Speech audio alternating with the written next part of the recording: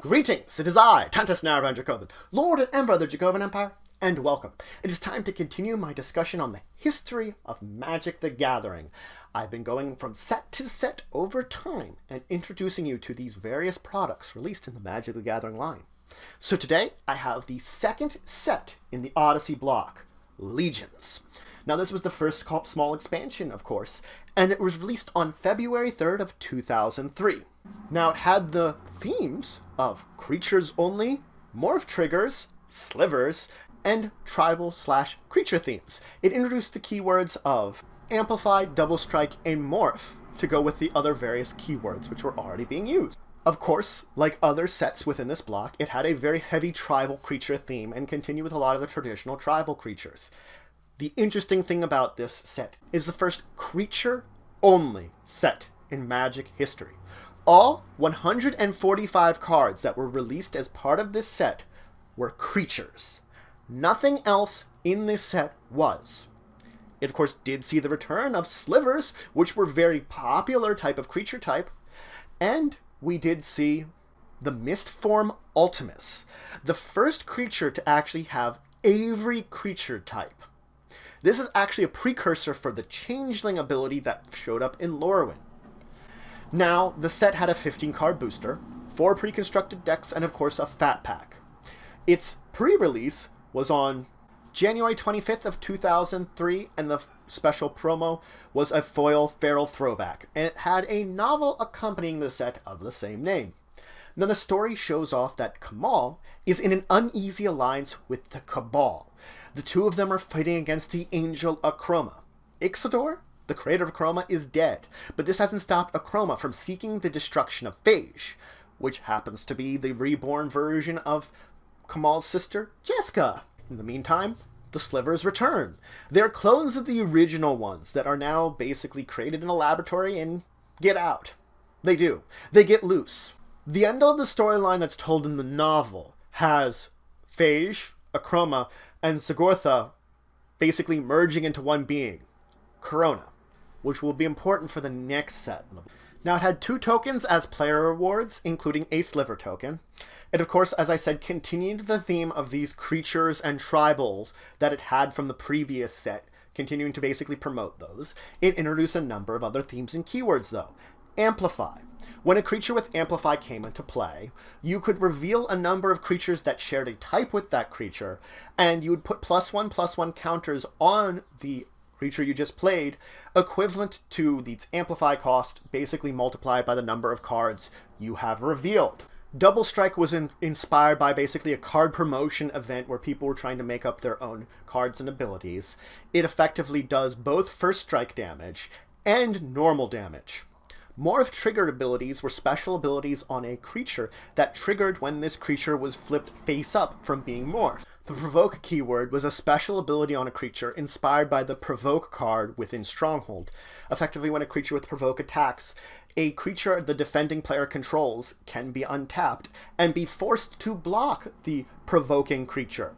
So you basically draw a creature from an opponent's to blocking it, untapped if it's tapped. Otherwise, you just basically, you block me. Now, and of course it did have some saboteurs, which when they dealt combat damage to an opponent, it basically triggered a triggered ability. Now there were 6 cycles in this set. Now there was the Gem Palms. They were special creatures that when you cycled them, they would have a cycled effect that relates to a certain tribe. There was also the Invokers. These were common mutants that each of them had an activated ability that cost 7 colorless mana and a mana of the color of the Invoker. There were the Muses, rare spirits with very unusual abilities that wouldn't normally be found. Then there was, of course, a cycle of common slivers that were 1/1 and, of course, had an ability which they gave to all the other slivers. A cycle of uncommon slivers, which were 2/2s. And a cycle of rare slivers, which were 3/3s, each of them giving their abilities to, respectively, other slivers and themselves. Now the set did have a single reprint, White Knight. It also had 3 functional reprints, including Fugitive Wizard for Merfolk of Pearl Trident. Now it had 2 technical, strictly better cards, but they were strictly better than the same card. The Gem Palm Strider and Stonewood Invoker were both better than Baldovian Bears. Strictly better than that. Now, the pre-constructed decks were a green one called Elvish Rage, a white-blue one called Morph Mayhem, a white-blue-green one called Slivers Shivers, and a black one called Zombie Unleashed. Now let's talk about some cards from the set. We'll start with Akroma, Angel of Wrath, a 6/6 flying first strike, vigilance, trample, haste that has protection from red and black. This card saw a lot of tournament play because it had so many abilities and it was fairly powerful. There was Caller the Claw, a 2/2 that when it enters the battlefield, you put a 2/2 green bear token into play for each non-token creature put into the graveyard from play this turn. It also had Flash. So this had a lot of good effects that after a board wipe occurred, either by you or by an opponent, you could flash it out there and of course get a lot of bear tokens. There of course was Goblin Goon. It was a 6/6 that can attack a defending player if they control more creatures than you do, and it can't block a creature from an attacking player if that attacker controls more creatures than you do. So you always had to have more creatures, but it was a staple of Goblin decks, which was traditionally a good way of getting a lot of creatures out or even a lot of tokens out. There was the Croson Cloud Scraper. It was a 13/13. At the beginning of your upkeep, you had to pay 2 green. It also had a morph of 7 colorless and 2 green. This was the biggest creature at the time that was not a token. So for a good amount of time, this was actually the biggest creature you could find in any set. There was, of course, Mistform Ultimatus, which I talked about, which had every creature type. And as I said, it was the progenitor of the Changeling ability. Timberwatch Elves. You could tap them to give target creature +X until end of turns, where X is the number of elves in play. This is a number of staple of another type of elf decks. There's a big staple in it for the time. There's Phage the Untouchable, a 4/4. If you did not play Phage the Untouchable from your hand when it came into play, you lose the game. If Phage the Untouchable deals damage to a creature, that creature is destroyed, it cannot be regenerated. If Phage the Untouchable does combat damage to a player, that player loses the game. This was Jessica, Kamal's sister. This also had the nickname of Phage the Unplayable, because there really wasn't great ways to use this in tournaments. It just didn't work out very well. It was very expensive and very hard to use successfully. Bane of Living had an X and 2 black morph cost that when you turned it face up, creatures got -X until end of turn. There was Corpse Harvester. It was a zombie. For colorless and black and tapping it, you could sacrifice a creature to search your library for a swamp and a zombie card. You revealed them both, put them in your hand, and shuffled your library. You easily sacrifice zombie tokens to, of course, get zombies that you want. There was Earthblighter. For 2 colorless and a black and tapping it, you could sacrifice a goblin to destroy target land.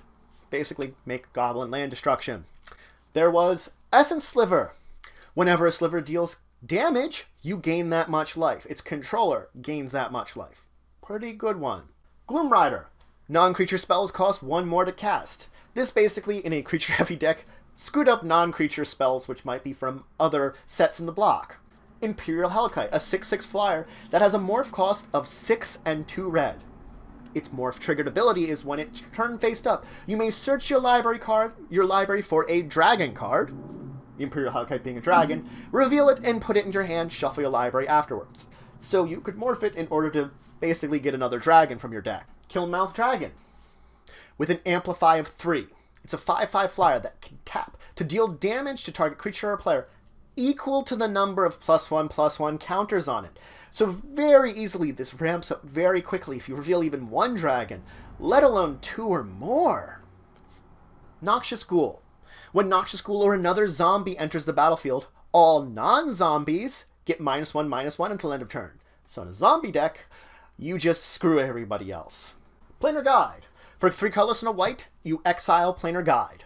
Then you exile all cards in play, return them to play under their owner's control. So you basically phase everything in and out. If you want to have everything come into play triggered, there you go. Or maybe take a second turn if you basically have all your mana come into play untapped. Quicksilver. Slivers have Flash. Basically you can play them all as they had Flash. Riptide Director. For 2 colors, 2 blue, you can tap it and then draw a card for each wizard you control. Great in a wizard deck. There's Sign of Darkness, a 6/6 trample that you could cycle for 3 colorless mana. When it deals combat damage to a player, you may take a creature card from that player's graveyard and put it into play under your control. You can steal creatures with it. Seedborn Muse, one of the muses. Untap all permanents you control during the untap phases of other players. Basically, you untap every turn. That's a good one. Sunstrike Legionnaire. Sunstrike Legionnaire does not untap during your untap step. When another creature comes to play, you may untap it, and you can tap it to tap target creature with a converted mana cost of 3 or less. Toxic Sliver. Whenever a sliver deals combat damage to a creature, that creature is destroyed, it can't be regenerated. Warbreak Trumpeteer. It's an XX 1 red morph creature that's a goblin.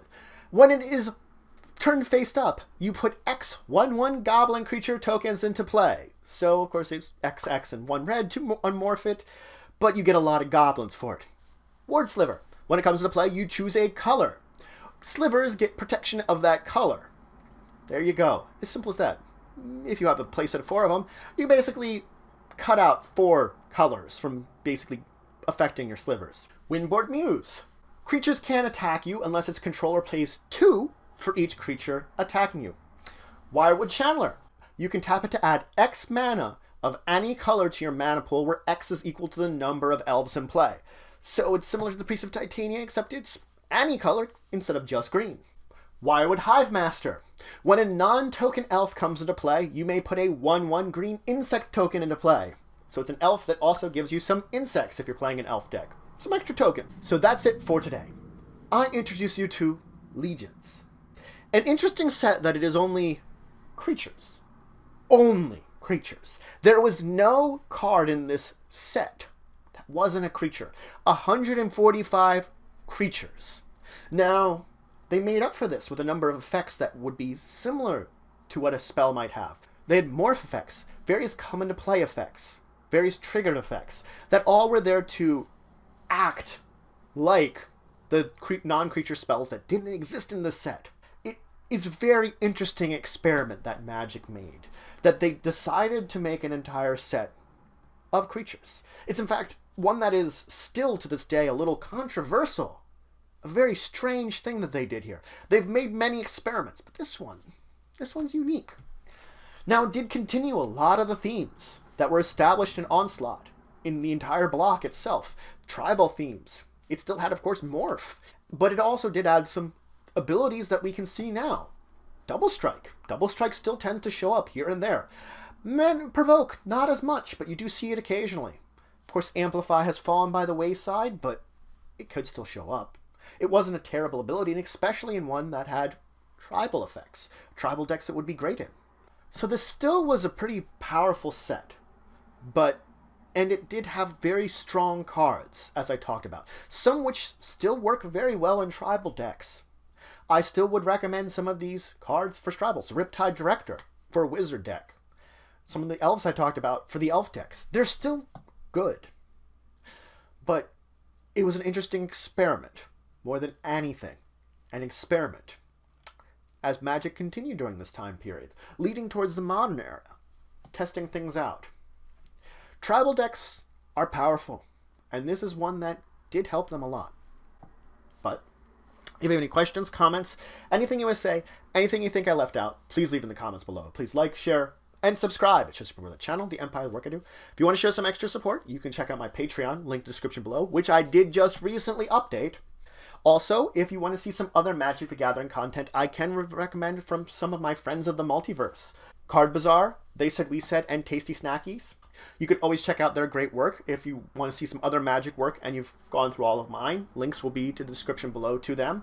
But until the next time, I bid you farewell.